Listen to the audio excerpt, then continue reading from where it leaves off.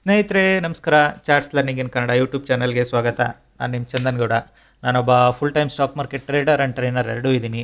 ಯಾರು ಕಲಿಬೇಕು ಅನ್ನೋರು ನಂದು ಈ 20th ಫ್ರೈಡೇ ಬ್ಯಾಚ್ಗೆ ಜಾಯ್ನ್ ಆಗಿ ಕಲಿಬೋದು. ಕಲಿಯೋ ಕಡೆ ಫೋಕಸ್ ಮಾಡಿ. ಆಲ್ವೇಸ್ ಮಾರ್ಕೆಟ್ ಈಸಿ ಆಗುತ್ತೆ. ಎಲ್ಲಿ ತನಕ ನೀವು ಕಲಿಯೋ ಕಡೆ ಫೋಕಸ್ ಮಾಡಲ್ಲ, ನೀವು ಮಾರ್ಕೆಟ್ ಟಫ್ ಆಗ್ತಲೇ ಹೋಗುತ್ತೆ.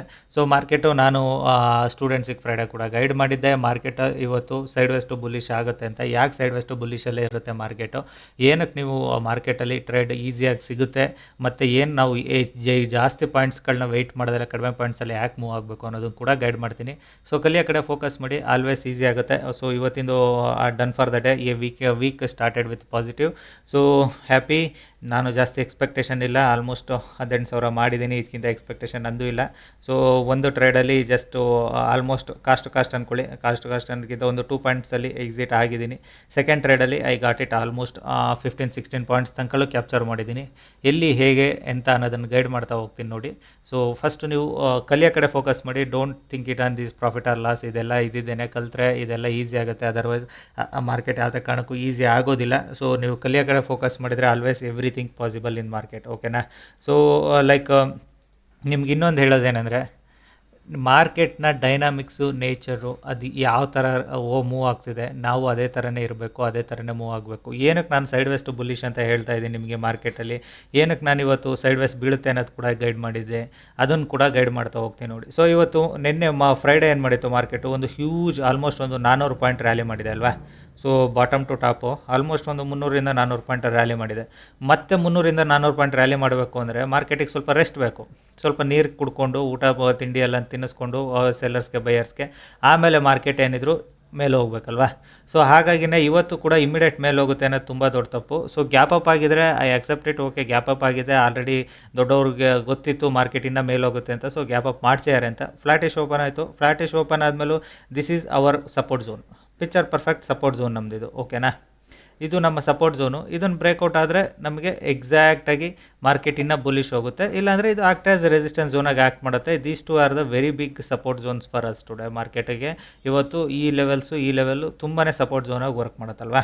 ಸೊ ಅದಕ್ಕೆ ನಾನೇ ಏನು ಮಾಡಿದೆ, ವೆಯ್ಟ್ ಮಾಡ್ತಿದ್ದೆ. ಮಾರ್ಕೆಟಲ್ಲಿ ಸ್ಲೋಲಿ ಮಾರ್ಕೆಟ್ ಕೆಳಗಡೆ ಬರ್ಲಿಕ್ಕೆ ಸ್ಟಾರ್ಟ್ ಆಯ್ತಲ್ಲ, ಐ ಥಾಟ್ ಇಟ್ ಲೈಕ್ ಇಲ್ಲಿ ತನಕ ಬರುತ್ತೆ, ಬಂದರೆ ಒಂದೇ ಟ್ರೇಡು ತೊಗೊಂಡೇ ಟಪ್ ಅಂತ ಹೋಗುತ್ತೆ, ಮುಗ್ದೋಗುತ್ತೆ ಇವತ್ತಿನ ಡೇ ಅಂತ. ಬಟ್ ಮಾರ್ಕೆಟ್ ಏನು ಮಾಡ್ತು, ಒಂದು ಬಿಗ್ ಕ್ಯಾಂಡಲ್ನ ಫಾರ್ಮ್ ಮಾಡ್ತು.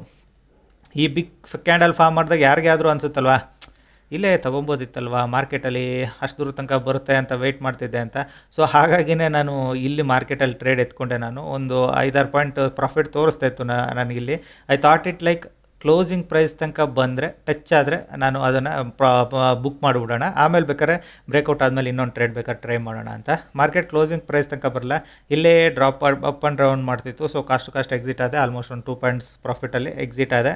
ಸೊ ಲೆಟ್ಸ್ ಸಿ, ವೆಯ್ಟ್ ಮಾಡೋಣ ಮಾರ್ಕೆಟ್ ಏನು ಮಾಡುತ್ತೆ. ಇದರ ಮಾರ್ಕೆಟ್ ಇಲ್ಲೇ ಹೋಲ್ಡ್ ಮಾಡಿ ಬ್ರೇಕ್ಔಟ್ ಆದರೆ will go for buying side. Otherwise same ನನ್ನ ಲೆವೆಲಿಗೆ ಬಂದರೆ ಅಗೇನ್ ನಾನು ಬೈಯಿಂಗ್ ಹೋಗೋಣ ಅಂತ. ಸೊ ವೆಯ್ಟ್ ಮಾಡ್ತಿದ್ದೆ. ಎಕ್ಸಾಕ್ಟಾಗಿ ನನ್ನ ಲೆವೆಲಿಗೆ ಬಂತು market. I took it and slightly in the money 550. So 650 550 100 points ಡಿಫ್ರೆನ್ಸಲ್ಲಿ ತೊಗೊಂಡಿದ್ದೀನಿ. ಯಾಕೆಂದರೆ ಡೆಲ್ಟಾ ಸ್ವಲ್ಪ ಜಾಸ್ತಿ ಸಿಗಲಿ, ಬಿಕಾಸ್ ಮಾರ್ಕೆಟ್ ಸೈಡ್ ವೈಸ್ ಬೀಳೋ ಚಾನ್ಸಸ್ ಜಾಸ್ತಿ ಇದೆ. ಇವತ್ತು ಟ್ರೆಂಡಿ ಮಾರ್ಕೆಟ್ ಇರೋದಿಲ್ಲ. ಸೊ ಹಾಗಾಗಿನೇ ಈಗ ನಿಮಗೆ ಅಟ್ ದ ಮನಿ 650 ತೊಗೊಂಡಿದ್ರೆ 0.5 ಡೆಲ್ಟಾ, ಇದನ್ನು 550ಗೆ ತೊಗೊಂಡಿದ್ದೀನಿ ಅಂದರೆ ಆಲ್ಮೋಸ್ಟ್ 0.6 ಹತ್ತತ್ರ ಡೆಲ್ಟಾ ಸಿಗುತ್ತೆ. 0.6 0.65 ಹತ್ತತ್ರ ಡೆಲ್ಟಾ ಸಿಕ್ಕಿದ್ರೆ ನನಗೇನು 1 ಪಾಯಿಂಟು ಸ್ಪಾಟಲ್ಲಿ 1 ಪಾಯಿಂಟ್ ಮೂವ್ ಆದರೆ ನನಗೆ ಆಪ್ಷನ್ಸಲ್ಲಿ ಒಂದು ಪಾಯಿಂಟ್ ಮೂವ್ ಆಗ್ಬೋದು, ಒಂದು 0.5 ಪಾಯಿಂಟು 0.6 ಪಾಯಿಂಟ್ ಮೂವ್ ಆಗ್ಬೋದು. ಬಟ್ ಆ ಥರನೂ ಮೂವ್ ಆಗುತ್ತೆ. ಸಮ್ ಟೈಮ್ ಏನಂದರೆ ನಿಮಗೆ ಬ್ರೇಕ್ಔಟ್ ಝೋನಲ್ಲಿದ್ದರೆ 1:1 ಮೂವ್ ಆಗುತ್ತೆ ಮಾರ್ಕೆಟ್, ಇಲ್ಲ ಅಂತಲ್ಲ. ಸೊ ಇಲ್ಲಿಂದ ನಾನು 16 ಪಾಯಿಂಟ್ ಕ್ಯಾಪ್ಚರ್ ಮಾಡಿದೆ. ಬಟ್ ಇಲ್ಲಿಂದ ಮಾರ್ಕೆಟ್ ಆಲ್ರೆಡಿ ನಾನು ತೊಗೊಂಡು ಪ್ಲೇಸಿಂದ 22 ಪಾಯಿಂಟ್ ಮೂವ್ ಆಗಿದೆ. ಐ ಡೋಂಟ್ ನೋ, ಅದನ್ನು ನನಗೆ ಬೇಕಿಲ್ಲ. ಅದು ನಾನು ಕ್ಯಾಪ್ಚರ್ ಎಷ್ಟು ಮಾಡ್ಕೊಂಡಿದ್ದೀನಿ ಅಷ್ಟು ನನಗೆ I am happy. So market ನನಗೆ ಇವತ್ತಿಂದು ಪ್ರಾಫಿಟ್ನ ಕೊಟ್ಟಿದೆ. Clear perfect picture, perfect analysis, simple analysis.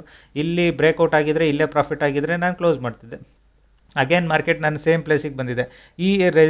ಈ ಸೆಲ್ಲಿಂಗ್ ಮೂವ್ನ ನೀವು ಕ್ಯಾಪ್ಚರ್ ಮಾಡ್ಬೋದಿತ್ತಲ್ವ ಅಂದರೆ ನನಗಂತೂ ಗೊತ್ತಿಲ್ಲರಪ್ಪ. ಬಿಕಾಸ್ ಏನಕ್ಕೆ ಅಂದರೆ ಮಾರ್ಕೆಟಲ್ಲಿ ಯಾವಾಗಲೂ ಅಷ್ಟೇ one way of mind set, one way of things ಅಷ್ಟೇ ನಾನು ಥಿಂಕ್ ಮಾಡೋದು. ಪ್ರೀವಿಯಸ್ ಡೇ ಏನಾಗಿದೆ ಆ ಬೇಸಿಸ್ ಮೇಲೆ ಮಾರ್ಕೆಟಲ್ಲಿ ಏನಾಗ್ಬೋದು ಅನ್ನೋದ್ರ ಬಗ್ಗೆ. ಕೆಲವರು ಹೇಳ್ಬೋದು ಈ ಸೆಲ್ಲಿಂಗ್ನು ಕೂಡ ನಾವು ಕ್ಯಾಪ್ಚರ್ ಮಾಡ್ಕೊಳ್ತಿದ್ದೀವಿ ಹಾಗೆ ಹೀಗೆ ಅಂತ. ಸೆಲ್ಲಿಂಗ್ ನಿಮ್ಮ ಕಂಫರ್ಟಬಲ್ ಇದ್ದರೆ ನೀವು ಕ್ಯಾಪ್ಚರ್ ಮಾಡಿರಿ, ಇಲ್ಲ ಅಂತ ಹೇಳೋದಿಲ್ಲ. ನನಗೆ ಈ ಸೆಲ್ಲಿಂಗ್ ಬಗ್ಗೆ ಏನು ಕಾನ್ಫಿಡೆನ್ಸ್ ಇಲ್ಲ ಅಂದರೆ ಪ್ರೀಮಿಯಮ್ ಮೂವ್ ಆಗೋ ಡೌಟ್ ಇತ್ತು. ಬಿಕಾಸ್ ಮಾರ್ಕೆಟ್ ಸೈಡ್ ವೇಸ್ ಬೀಳ್ತು ಅಂದರೆ ಸೈಡ್ ವೇಸ್ ಟು ಬುಲಿಶ್ ಇದೆ. So sideways to bullish ಇದೆ ಅಂದಾಗ ಈ ಪ್ರೀಮಿಯಮ್ ಮೂವ್ ಆಗುತ್ತೆ ಅಲ್ವ ಅಂತ. ಬಟ್ ಲಕಿಲಿ ಇವತ್ತು ಪ್ರೀಮಿಯಮ್ ಮೂವ್ ಆಗಿರುತ್ತೆ, ಯಾಕೆಂದರೆ ಮಾರ್ಕೆಟ್ ಫಾಸ್ಟಾಗಿ ಬಂದಿರೋದ್ರಿಂದ ಪ್ರೀಮಿಯಮ್ ಕೂಡ ಮೂವ್ ಆಗಿರುತ್ತೆ, ಇಲ್ಲ ಅಂತ ಹೇಳೋದಿಲ್ಲ.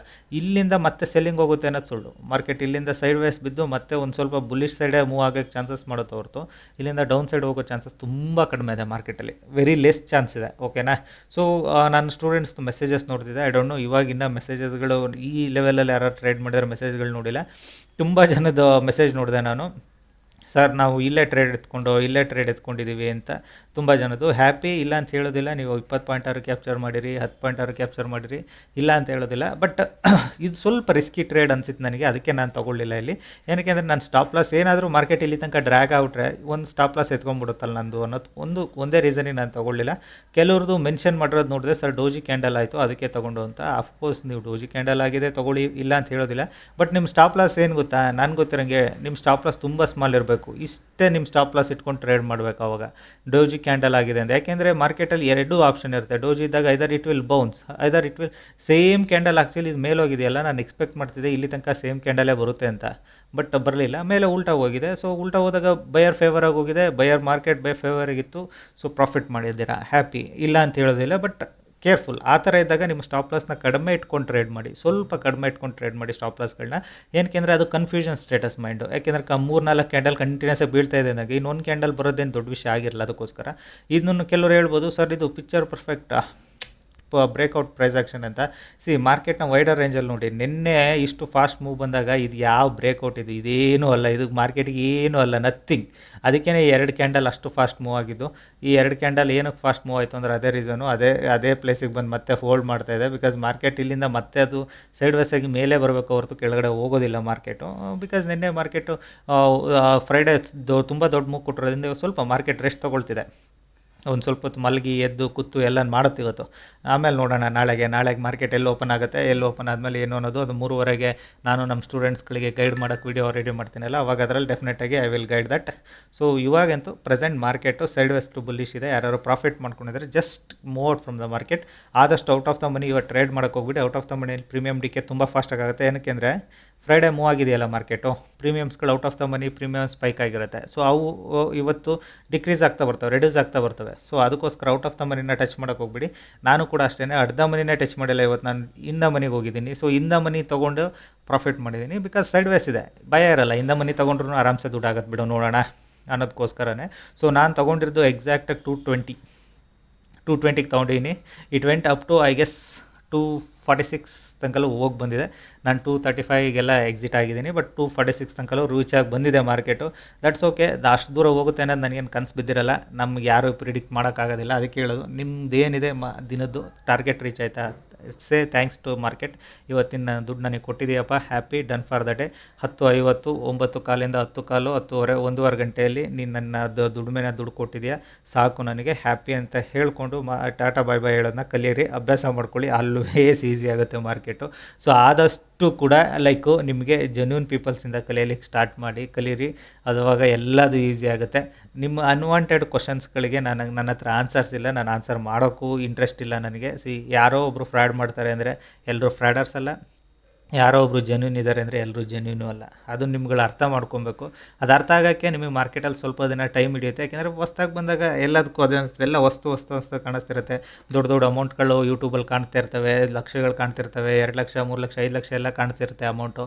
ಸೊ ಅವಾಗ ನೀವು ಥಿಂಕ್ ಮಾಡೋದು ಅವನೇ ಜೀನಿಯಸ್ಸು, ಅವನೇ smartest fellow, so is making money ಅಂತ. ಸೊ ಸಮ್ ಟೈಮ್ ಅವ್ರುಗಳು ಕೂಡ ಫ್ರಾಡ್ ಆಗಿರೋ ಚಾನ್ಸಸ್ ಜಾಸ್ತಿ ಇರುತ್ತೆ. ಯಾಕೆಂದರೆ ಇವಾಗ ಎಡಿಟ್ ಮಾಡೋದಕ್ಕೆ ಆ್ಯಪ್ಸ್ಗಳು ತುಂಬ ಇದ್ದಾವೆ, ಅದನ್ನು ಯೂಸ್ ಮಾಡ್ಬೋದು ಅದು ಇದು ಅಂತ ಎಲ್ಲ ಹೇಳ್ತಾರೆ. ಅದರದ್ದು ಪಾರ್ಟ್ ನಮಗೆ ಬೇಕಿಲ್ಲ. ನಮಗೇನು ದಿನದ ನಮ್ಮ ಅರ್ನಿಂಗ್ಸ್ ಆಯಿತಾ, ಡನ್ ಫಾರ್ ದ ಡೇ. ಅದಕ್ಕಿಂತ ಇನ್ನೇನು ಬೇಕು. ಮಾರ್ಕೆಟಲ್ಲಿ ಆಲ್ವೇಸ್ ಸ್ಮಾರ್ಟಾಗಿ ನೀವು ಬಿಹೇವ್ ಮಾಡೋದು ಕಲಿತ್ರೆ ಮೋರ್ ದೆನ್ ಎನಫ್. ಇವತ್ತು ಸೈಡ್ ವೇಸ್ ಟು ಬುಲಿಶ್ ಅನ್ನೋದು ಮೈಂಡ್ ಸೆಟ್ಟಲ್ಲಿತ್ತು. ಸೊ ಅದೇ ಥರನೇ ಟ್ರೇಡ್ ಮಾಡಿ ಫಿನಿಷ್ ಮಾಡಿದ್ದೀನಿ. ಈಗ ಮತ್ತೆ ಟ್ರೇಡ್ ಮಾಡೋಕ್ಕೆ ಹೋಗ್ತೀನಿ, ಜಪ್ಪಯ್ಯ ಅಂದರೂ ಮಾಡಲ್ಲ. ಮಾರ್ಕೆಟ್ ಮತ್ತೆ ಇನ್ನೊಂದು ರಾಕೆಟ್ ಮೂವ್ ಕೊಡ್ತೈತೆ ಅಂದರೂ ಮಾಡೋದಿಲ್ಲ ನಾನು. Because done for the day. ಇದಕ್ಕಿಂತ ಬೇಕಿಲ್ಲ ನನಗೆ ಮಾರ್ಕೆಟಲ್ಲಿ. ಆರಾಮ್ಸೆ 2 ಟ್ರೇಡ್ ಮಾಡಿದ್ದೀನಿ, 2 ಪಾಸಿಟಿವಲ್ಲಿ ಕ್ಲೋಸ್ ಮಾಡಿದ್ದೀನಿ. ಫಸ್ಟ್ ಟ್ರೇಡಿಂದರಲ್ಲಿ ಬ್ರೋಕರೇಜ್ ಆಳು ಮೂಳು ಎಲ್ಲ ಹೋದ್ರೂ ಸೆಕೆಂಡ್ ಟ್ರೇಡಿನ ಅಮೌಂಟ್ ನನ್ನ ಅಕೌಂಟಿಗೆ ಬಂದು ಬೀಳುತ್ತೆ, ಸಾಕು ನನಗೆ. ಅದಕ್ಕಿಂತ ಇನ್ನೇನು ಬೇಕು ಹೇಳಿ. So that is the way you should think, you should see the ಮಾರ್ಕೆಟ್ನ ನೋಡೋ ವೇ ಚೇಂಜ್ ಮಾಡ್ಕೊಳ್ಳಿ. ಆ್ಯಂಡ್ ದೀಸ್ ಲೈನ್ಸ್ ಎಲ್ಲ ಇದೆಯಲ್ಲ, ಎಲ್ಲರೂ ಎಲ್ಲ ಥರದ್ದು ಫಿಬೊನಾಚಿ ಎಲ್ಲ ಥರದ್ದು ಕಾನ್ಸೆಪ್ಟ್ ಯೂಸ್ ಮಾಡ್ತಾರೆ. ಬಟ್ ನಾನು ಯೂಸ್ ಮಾಡ್ತಿರೋದು ಪ್ರಾಕ್ಟಿಕಲಿ ಪ್ರೂವನ್, ಪ್ರಾಕ್ಟಿಕಲಿ ನಾನು ಎವ್ರಿ ಡೇ ಏನಾಗ್ತಿದೆ ಅನ್ನೋದ್ರ ಬೇಸಿಸ್ ಮೇಲೆ ಯೂಸ್ ಮಾಡ್ತೀನಿ. ಅದಕ್ಕೇ ನಾನು ನಿಮಗೆ ಹೇಳ್ತಿರೋದು, ಇದೇ ಏನಕ್ಕೆ ಸಪೋರ್ಟಾಗಿ ವರ್ಕ್ ಮಾಡುತ್ತೆ, ಇದು ಏನಕ್ಕೆ ಸಪೋರ್ಟಾಗಿ ವರ್ಕ್ ಮಾಡುತ್ತೆ ಅನ್ನೋದು ಕೂಡ ಸ್ಟೂಡೆಂಟ್ಸಿಗೆ ಗೊತ್ತಿದೆ. ಅವ್ರಿಗೂ ಇವಾಗಲೂ ಒಂದು 2-3 ಮೆಸೇಜ್ ಪಿಂಗ್ ಆಗ್ತಿದೆ. ಮೇ ಬಿ ಅವ್ರುಗಳು ಪ್ರಾಫಿಟ್ ಮಾಡಿರೋರ ಮೆಸೇಜು ಇರ್ಬೋದು, ಇಲ್ಲ ಕೆಲವ್ರು ಕ್ವೈರಿ ಮೆಸೇಜ್ ಕೂಡ ಇರ್ಬೋದು, ಬೋತ್ ಆರ್ ದೇರ್. ಸೊ ನಾನು ಸ್ಟೂಡೆಂಟ್ಸ್ ಕ್ವೈರೀಸ್ಗಳಿಗೂ ನಾನು ರಿಪ್ಲೈ ಮಾಡ್ತಲೇ ಇರ್ತೀನಿ. ಸ್ವಲ್ಪ ಡಿಲೇ ಆಗ್ಬೋದು ಸಮ್ ಟೈಮ್, ಯಾಕೆಂದರೆ ಒಬ್ಬ ಟ್ರೇಡರ್ ಹೆಂಗೆ ಅಂದರೆ, ಈಗ ನನಗೆ ಪೊಸಿಷನ್ಸ್ ಇಲ್ಲ ಇವಾಗ ಪೊಸಿಷನ್ ಇಲ್ಲ ಅಂದಾಗ ಇಮಿಡಿಯೇಟ್ ರಿಪ್ಲೈ ಮಾಡ್ತೀನಿ. ಅದೇ ಪೊಸಿಷನ್ಸ್ ನಾನು ಟ್ರೇಡಲ್ಲಿದ್ದಾಗ ಡಿಲೇ ಆಗುತ್ತೆ, ಯಾಕೆಂದ್ರೆ ನನ್ನ ಪೊಸಿಷನ್ಸ್ ಕೂಡ ಹ್ಯಾಂಡಲ್ ಮಾಡಬೇಕಲ್ಲ. ಸೊ ಅದಕ್ಕೋಸ್ಕರ ಇವಾಗ ಪೊಸಿಷನ್ಸ್ ಇಲ್ಲ ಅಂದಾಗ ಇಮಿಡಿಯೇಟ್ ರಿಪ್ಲೈ ಮಾಡುತ್ತೆ. ನಿಮ್ದು ಏನೇ ಕ್ವೈರೀಸ್ ಇದ್ರೂ ಇನ್ನೊಂದು 5-10 ನಿಮಿಷದಲ್ಲಿ ನಿಮ್ಗೆ ಎಲ್ರಿಗೂ ರಿಪ್ಲೈ ಬಂದಿರುತ್ತೆ. ಓಕೆನಾ? ಓಕೆ, ಈ ವಿಡಿಯೋ ಇಷ್ಟ ಆದರೆ ದಯವಿಟ್ಟು ಲೈಕ್ ಮಾಡಿ, ಸಬ್ಸ್ಕ್ರೈಬ್ ಮಾಡಿ. ಕಲಿಯುವಂಥವ್ರು ನಂದು ಈ ಫ್ರೈಡೇ ಮ್ಯಾಚ್ನ ಜಾಯ್ನಾಗಿ ಕಲಿಬೋದು. ಕಲಿಯೋ ಕಡೆ ಫೋಕಸ್ ಮಾಡಿ, ಆಲ್ವೇಸ್ ಮಾರ್ಕೆಟ್ ಈಸಿ ಆಗುತ್ತೆ. ಕಲಿಯೋ ಕಡೆ ನೀವು ಯಾವತ್ತು ಫೋಕಸ್ ಮಾಡಲ್ಲ, ಮಾರ್ಕೆಟ್ ಅಂತಲ್ಲ, ಯಾವುದೇ ಬಿಸ್ನೆಸ್ ಆದರೂ ಟಫ್ ಅನಿಸುತ್ತೆ. Business it self is A risky. ಓಕೆನಾ? ನಿಮಗೆ ಬಿಸ್ನೆಸ್ ಎಲ್ಲರೂ ಮಾಡೋಕ್ಕೆ ಬರೋದೇನೋ, ನಮಗೆ ಸ್ಯಾಲ್ರಿ ಆಗೋಲ್ಲಪ್ಪ, ಸ್ಯಾಲ್ರಿಯಲ್ಲಿ ನನಗೆ ಇಂಟ್ರೆಸ್ಟ್ ಇಲ್ಲ, salary life is a fix ದೋಣಿ ಥರನೇ ಹೋಗುತ್ತೆ, ಅದ್ರ ಬದಲು ಐ ವಾಂಟ್ ಬಿಸ್ನೆಸ್ ಅಂತ. ಸೊ ಬಿಸ್ನೆಸ್ ಮಾಡ್ತೀನಿ ಅಂದರೆ you should think it on that way. ಬಿಸ್ನೆಸ್ಸಲ್ಲಿ ಲಾಸು ಇರುತ್ತೆ, ಪ್ರಾಫಿಟು ಇರುತ್ತೆ, ಪೇಯ್ನೂ ಇರುತ್ತೆ, ಹ್ಯಾಪಿನೂ ಇರುತ್ತೆ. ಎಲ್ಲದನ್ನು ನೋಡಿದ್ರೇ ನಿಮಗೆ ಬಿಸ್ನೆಸ್ ಕಟ್ಟೋಕ್ಕಾಗೋದು. ಹಾಗಾಗಿನೇ ಆ ಥರ ಫೋಕಸ್ ಮಾಡಿದ್ರೇ ನೀವು ಕೂಡ ಟ್ರೇಡರ್ ಆಗೋದು. ಸೊ ಟ್ರೇಡರ್ ಆಗಲಿಕ್ಕೆ ನೀವು ಒಂದು ರಾತ್ರಿಯಲ್ಲಿ ಟ್ರೇಡರ್ ಆಗೋಕ್ಕೆ ಯಾವುದೇ ಕಾರಣಕ್ಕೂ ಸಾಧ್ಯ ಇಲ್ಲ, ನೆನ್ಪಿಟ್ಕೊಳ್ಳಿ. ಇನ್ನೊಬ್ಬರು ಕೈಲಿ ಕಾಲು ಟಿಪ್ಸಿಂದ ಯಾವುದೇ ಕಾರಣಕ್ಕೂ ಯಾವನು ಟ್ರೇಡರ್ ಆಗಿಲ್ಲ ಇವತ್ತವರೆಗೂ, ಸುಮ್ಮನೆ ಹೇಳ್ಬೋದು ಅಷ್ಟೇ. ಥರ್ಡ್ ಥಿಂಗು, ನೀವು ಎಲ್ಲ ಥಿಂಗ್ಸು ನೋಡಿ, like option chain, premium chart, spot chart, future chart, bank Nifty ಎರಡೂ ಇಷ್ಟೂ ನೋಡ್ಬಿಟ್ಟು ನಾನು ಟ್ರೇಡ್ ಮಾಡ್ತೀನಿ, ನಾನು ಟ್ರೇಡ್ ಪರ್ಫೆಕ್ಟ್ ಎಕ್ಸಿಕ್ಯೂಟ್ ಆಗುತ್ತೆ ಅಂತಾರೆ ಜಪ್ಪಯ್ಯ ಅಂದರೂ ಸಾಧ್ಯನೇ ಇಲ್ಲ. ನೀವು ಅಷ್ಟೂ ಟ್ರೇಡ್ ಮಾಡಿ ನೀವು ಪ್ರಾಫಿಟ್ ಮಾಡ್ತೀನಿ ಅನ್ನೋದು ತುಂಬಾ ದೊಡ್ಡ ಸುಳ್ಳು. Only one simple logic, one simple mindset, only one concept, one tool. ಈಗ ನಾನು only Fibonacci with price action tool use ಮಾಡ್ಕೊಳ್ತೀನಿ. ನಾನು ಫಿಬೊನಾಚಿನ ಯೂಸ್ ಮಾಡಿ ಸಿಂಪಲ್ ಲಾಜಿಕ್ ಮೈಂಡ್ಸೆಟ್ಟಲ್ಲಿ ಇಟ್ಕೊಂಡು ಟ್ರೇಡ್ ಮಾಡ್ತೀನಿ. ನನಗೆ ಪ್ರೀಮಿಯಮ್ ಚಾರ್ಟ್ಗಳು ನೋಡೋಲ್ಲ, ಸ್ಪಾಟ್ ಚಾರ್ಟ್ ನೋಡೋಲ್ಲ, ಲೈಕ್ ಪ್ರೀಮಿಯಮ್ ಚಾರ್ಟ್ ನೋಡೋಲ್ಲ, ಆಪ್ಷನ್ ಚೈನ್ ನೋಡೋಲ್ಲ. ಐ ವಿಲ್ ಟ್ರೇಡ್ ಇಟ್ ಅನ್ನೋದ್ರೆ that is my winning secret ಅಷ್ಟೇ. ನಾನು ಇನ್ನೇನು ಮಾಡ್ಕೊಂಡಿಲ್ಲ ಇಲ್ಲಿ. This is what I did it. Okay, thank you all.